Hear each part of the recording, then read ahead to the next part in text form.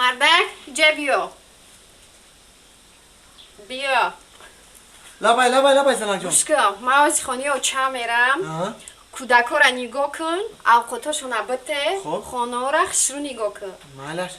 فهمیدی مرا فهمیدم زنک جان مایل خیر خشرو بیا رای سفید بیکشم بناز روزه کسادی زلفی مشکننگا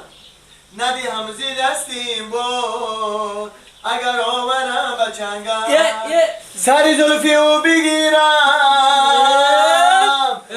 نالی او ببوسم با مراد اگر نترسم زلفی تولا باشم السلام علیکم چه همسایا نست سلامتی کنم اولا رحمش مناستی شکر خیکه ها نصیب تا زندگی دا مستی بلندی نه که ما شما را همین چند سال در همسایگی ده بلندیش اهل دیده فقط پسی نصیب دا گفتگوی دو شخص رو دیالوگ منومه اکراسی که با می اوسون بلند برومد گفتم خبر گیرم سلامت باشین بگم که همین شما زنکلانه چی؟ کابین هردمون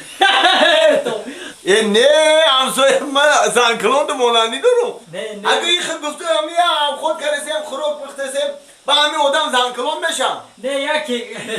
آدمی دا زنکلانه شما نه کابین هردمون نه اگه گابین هردمون تینجه این فارتوک بیا این زنکلان نگه تو زنکلانی خیلی فورید پوشیدن دا نه خیلی زنکلان خودت متوی نه برادر چی در کارا که کسی دیگر همی تهمت کردم اول برادر ایسوس نگاه که با گبزن من زنکلان دا مانندم برادر داری همسایگی ده 20 سال زندگی داریم همسایه ما هستی اگه متر نمیدونم متر بر وقت میدونم کی زنکلانی همسایه نه زنکلان نبود گابین هردمون صابون نداری